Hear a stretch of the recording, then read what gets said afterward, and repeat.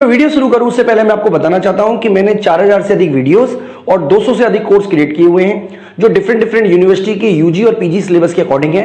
इसके अलावा हमने यूपीएससी इकोनॉमिक्स ऑप्शनल का कोर्स क्रिएट किया हुआ है, इंडियन इकोनॉमिक्स सर्विसेज के कोर्स हमारे पास हैं। इसके अलावा हमारे पास गेट का कोर्स हमारे पास है, यूजीसी नेट का सिलेबस हमने कवर किया हुआ है। तो ये सारे के सारे कोर्सेज आपके लिए अवेलेबल है हमारी ऐप विष्णु इकोनॉमिक्स स्कूल में। इसके अलावा प्लेलिस्ट में आपको काफी सारी वीडियो आपको मिल जाएंगी, आप हमारी प्लेलिस्ट के भी विजिट कर सकते हैं। और अगर आपको हमारी वीडियो अच्छी लगती है तो आप हमारी वीडियो को लाइक करना और चैनल को सब्सक्राइब करना ना भूलें। तो चलिए स्टार्ट करते हैं आज। हेलो दोस्तों, तो दोस्तों इस वीडियो में हम बात करेंगे प्रतिस्थापन की मांग लोच के बारे में। तो बच्चों, प्रतिस्थापन की मांग लोच क्या होती है उसके लिए पहले हम एक डेफिनेशन समझ लेते हैं, फिर कंसेप्ट को समझेंगे और फिर जो उसकी डेफिनेशन है उसको डिटेल में हम दोबारा से एक्सप्लेन करेंगे।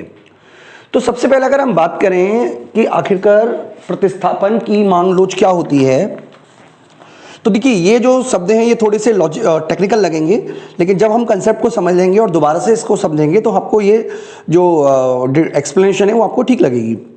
तो सबसे पहले लिखा हुआ है कि प्रतिस्थापन की मांग लोच दो वस्तुओं के कीमत अनुपात यानी कि Px/Py में परिवर्तन होने पर उस सीमा या मात्रा को मापती है जहां एक वस्तु दूसरी वस्तु के स्थान पर प्रतिस्थापन की जा सकती है तथा उपभोक्ता की संतुष्टि का स्तर समान रहे, अर्थात उपभोक्ता एक ही तटस्थता वक्र पर रहे। ठीक है, तो बच्चों ये डेफिनेशन को हम एक बार कंसेप्ट को समझाने के बाद दोबारा बच्चों को समझाएंगे।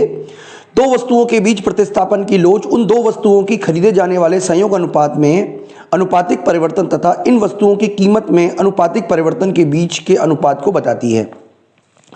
तो बच्चे देखिए डेफिनेशन तो आपने पढ़ ली। देखिए मैं आपको एक्चुअल में समझा देता हूं पूरा कंसेप्ट क्या है जिससे कि आपको अच्छी तरीके से समझ में आ जाए। देखिए जैसे हमने पढ़ा था मांग की कीमत लोच, तो कीमत में परिवर्तन होने पर जो मांग में परिवर्तन होता है उसे बोलते हैं मांग की कीमत लोच, मतलब प्रतिशत परिवर्तन की बात कर रहे हैं। इसी तरीके से आय में प्रतिशत परिवर्तन होने पर मांग में जो प्रतिशत परिवर्तन होता है उसे हम बोलते हैं मांग की आय लोच। एक्स वस्तु की कीमत में प्रतिशत परिवर्तन होने पर वाई वस्तु की मांग में प्रतिशत परिवर्तन होने पर जो परिवर्तन होता है उसे बोलते हैं मांग की आड़ी लोच। प्रतिस्थापन लोच भी मांग की लोच का ही एक प्रकार है, लेकिन ये अलग है। देखिए मैं आपको एक एग्जांपल से समझाऊं कि मान लीजिए मैं जीन्स का पैंट भी पहनता हूं और नॉर्मल ट्राउजर भी पहनता हूं, मान लीजिए, लेकिन मैं क्या करता हूं 99% या 95% समय पे या 90% समय पे मैं केवल जीन्स का पैंट ही पहनता हूं। सिंपल एग्जांपल के लिए मैं आपको समझाने की कोशिश करूंगा। तो इसका क्या मतलब हुआ कि अगर मान लीजिए ट्राउजर का प्राइस गिर जाए तो क्या ट्राउजर और जीन्स एक दूसरे के प्रतिस्थापन हैं? तो जरूर एक दूसरे के प्रतिस्थापन हैं। इसका मतलब अगर ट्राउजर का प्राइस गिर जाता है तो क्या मैं जीन्स की डिमांड को घटाकर ट्राउजर पे चला जाऊंगा? तो ऐसा नहीं होगा।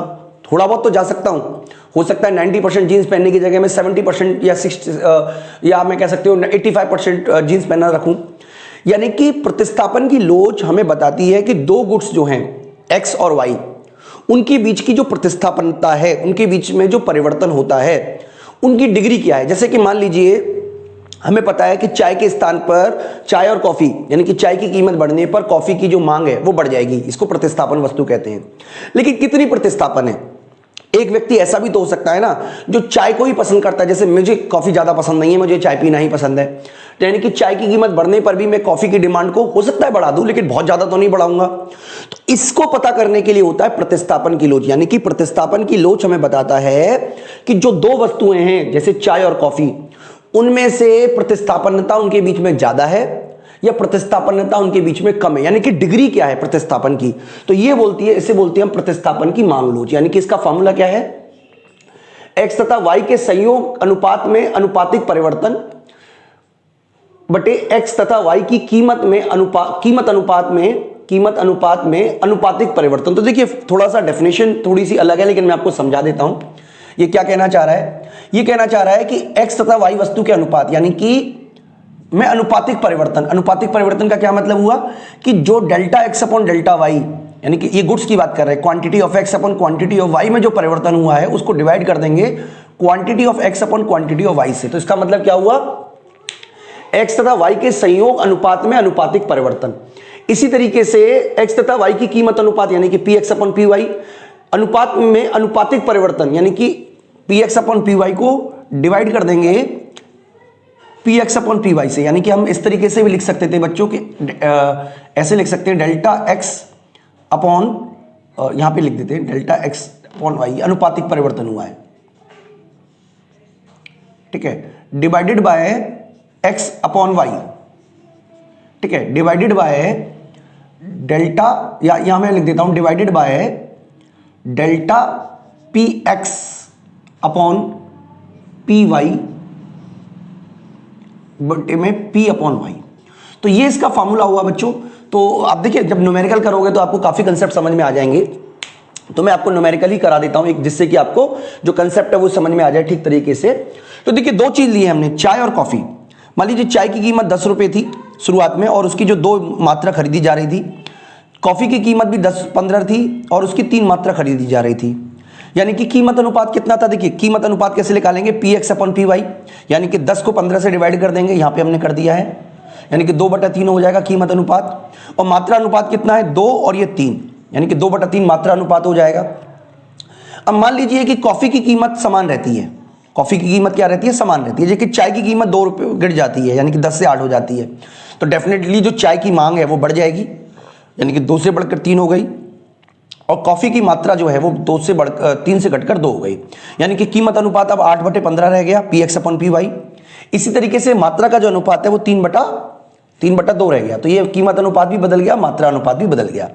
तो इससे हमें यह तो पता चलता है कि 2 वस्तुएं प्रतिस्थापन वस्तुएं, ठीक है, और उनके बीच की प्रतिस्थापन लोच हम एक बार बता देते हैं। देखिए मांग की जो तिरछी लोच है, तिरछी लोच का क्या मतलब है, तिरछी लोच तो हमें बस ये बताती है कि मांग जो है वो जो वस्तु है वो पूरक है या प्रतिस्थापन है, या पूर्ण पूरक है या पूर्ण प्रतिस्थापन है, या शून्य उनके बीच में संबंध है, लेकिन कितना प्रतिस्थापन है ये नहीं बताती। आप देखिए दोबारा समझ लीजिए, अगर हम मांग की कीमत लोच निकालते हैं, मांग की तिरछी लोच निकालते हैं, तो हम क्या लिखते हैं formula, EC equal to delta Q by delta P into P by में क्यू, ये हमारा फॉर्मूला होता, ठीक है। तो क्या, यानी कि कीमत में परिवर्तन हुआ है एक्स की, तो हम यहां पे एक्स लिख देते हैं, कीमत में परिवर्तन, और मात्रा लिख देते हैं वाई की। तो इसका मतलब अगर हम निकालते हैं तो कैसे निकालते हैं, कीमत, अगर ये मांग की तिरछी लोच की हम बात कर रहे हैं तो कैसे निकालते हैं, कीमत में परिवर्तन, सॉरी मात्रा में परिवर्तन, देखिए मात्रा में कितना परिवर्तन हुआ है, -1 का, ठीक है, अपॉन कीमत में परिवर्तन, कीमत में कितना परिवर्तन हुआ है -2 का, इंटू पी एक्स, शुरुआत में कीमत कितनी थी 10 और शुरुआत में मात्रा कितनी थी 3, ठीक है। तो इसका मतलब हमारा ये माइनस से माइनस कैंसिल हो गया, इसका मतलब 10/5, सॉरी 10/6, यानी कि 5/3 आंसर हमारा आ जाता, क्योंकि प्लस में आया इसलिए हम वैसे बोल सकते हैं कि वस्तु प्रतिस्थापन है। लेकिन हमें यह नहीं पता चला कि वस्तु क्लोज प्रतिस्थापन है या दूर की प्रतिस्थापन है, ठीक है। जैसे मान लीजिए मैं इकोनॉमिक्स पढ़ाता हूं, तो मेरे लिए और बुक, क्या मैं और बुक प्रतिस्थापन है, तो यस प्रतिस्थापन है, लेकिन मैं बुक का प्रतिस्थापन बहुत दूर का हूं, मैं कभी भी बुक को रिप्लेस नहीं कर सकता। बुक की अपनी वैल्यू है, बुक की अपनी कीमत है, बुक की अपनी जरूरत है, उसको मैं रिप्लेस नहीं कर सकता। तो मैं किसको रिप्लेस करने की कोशिश कर रहा हूं, मैं उन ऑफलाइन कोचिंग को रिप्लेस करने की कोशिश करता हूं। आप मान लीजिए ऑफलाइन पढ़ने जाते, ठीक है, उनको मैं रिप्लेस करने की कोशिश कर रहा हूं। इसका मतलब मैं बुक का प्रतिस्थापन हूं, लेकिन बहुत दूर का प्रतिस्थापन हूं, ठीक है, यानी कि गुड प्रतिस्थापन में नहीं हूं, बैड प्रतिस्थापन हूं, यानी कि आप कह सकते हो, अब यहां पे जो वर्ड है नीचा प्रतिस्थापन हूं, नीची प्रतिस्थापन है मेरी और, लेकिन टीचर जो ऑफलाइन पढ़ाता है उसके और मेरे बीच में ऊंची प्रतिस्थापन है, ठीक है। तो ये आप याद रखिएगा। तो लेकिन देखिए यहां पर जो वेरिएबल यूज किए गए हैं वो 4 वेरिएबल यूज किए गए हैं, मात्रा में परिवर्तन, कीमत में परिवर्तन, प्रारंभिक कीमत, प्रारंभिक मात्रा, लेकिन यहां पे 8 वेरिएबल हैं, ठीक है, 1 2 3 4 5 6 7 8 वेरिएबल यूज किए गए।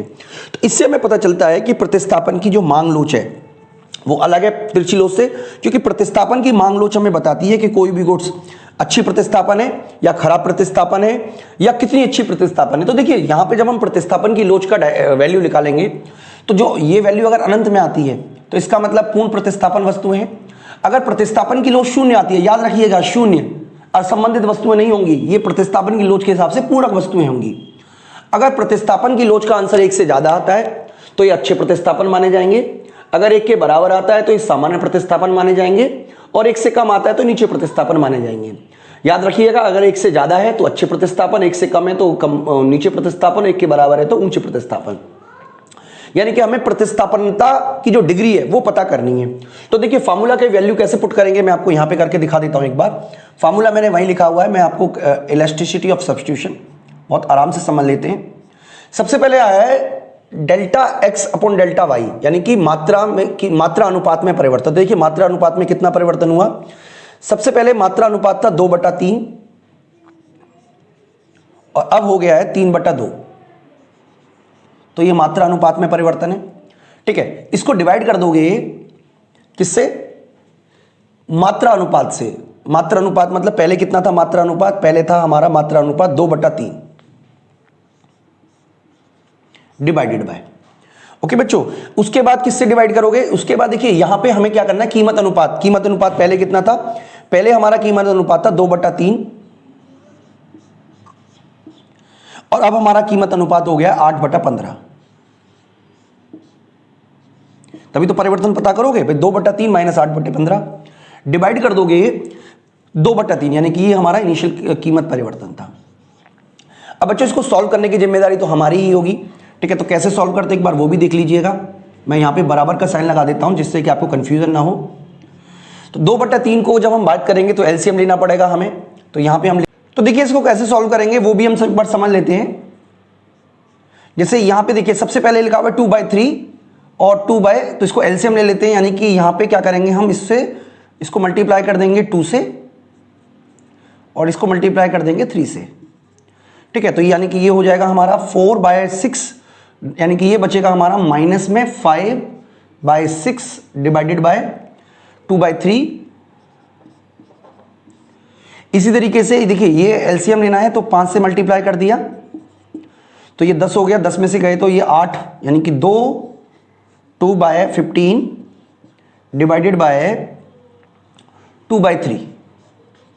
ओके बच्चों, तो इस तरीके से सॉल्व करेंगे। अब हम कैसे लिख सकते हैं इसको? ऐसे भी लिख सकते हैं ना, -5/6 इंटू उल्टा कर लेंगे तो 3/2 divided by 2/15 multiply 3 into 2। Okay बच्चों, तो जब इसको सॉल्व करोगे तो आप क्या आएगा? देखिए यहां पे आप क्या कर सकते हो, इससे इसको कट कर सकते हो। दिस वन, ये 2 आएगा तो ये बचेगा हमारा 5/4 माइनस में अपॉन, इसी तरीके से ये कट हो गया, ये होगा 1/5। तो क्या आंसर आएगा? माइनस में 5/4 मल्टीप्लाई कर दीजिए 5/1 से, यानी कि 25/4 माइनस में, तो जो आंसर आएगा माइनस में 6.25 आएगा। तो बच्चों यहाँ पे जो माइनस है ये प्रतिस्थापन वस्तु को इंडिकेट कर रहा है, यानी कि एक वस्तु की मतलब प्रतिस्थापन की जो लोच है वो माइनस में होती है। आप जानते होंगे कि जो प्रतिस्थापन प्रभाव होता है वो हमेशा नेगेटिव ही होता है।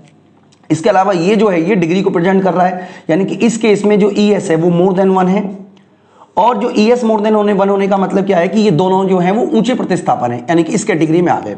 तो इस तरीके से बच्चों आप प्रतिस्थापन की लोच याद कर सकते हो। बच्चों प्रतिस्थापन को जब हम इंडिफरेंस कर्व में दिखाते हैं तो देखिए आप आगे वाले इस वक्त में इंडिफरेंस कर्व में देखेंगे, तो मैं यहाँ पे जगह हल्का सा बना देता हूँ बच्चों, आपको थोड़ा सा याद होगा कि हम प्रतिस्थापन प्रभाव आपको कैसे दिखाते हैं इंडिफरेंस कर्व के थ्रू। तो ये हम एक कर्व बना लेते हैं, यानी कि प्रतिस्थापन प्रभाव के लिए जरूरी है कि दो वस्तुओं का में इस तरीके से परिवर्तन हो कि उपभोक्ता जो है वो ना तो पहले से अच्छी स्थिति में पहुंचे ना ही पहले से खराब स्थिति में पहुंचे। ठीक है, तो मैं आपको एक बार आपको जो डेफिनेशन हमने शुरू में दी थी वो एक बार मैं आपको दोबारा पढ़ देता हूं कि प्रतिस्थापन की मांग लोच दो वस्तुओं की कीमत अनुपात में परिवर्तन, यानी कि जो Px/P में जो परिवर्तन हुआ है उसकी उस सीमा या मात्रा को मापती है।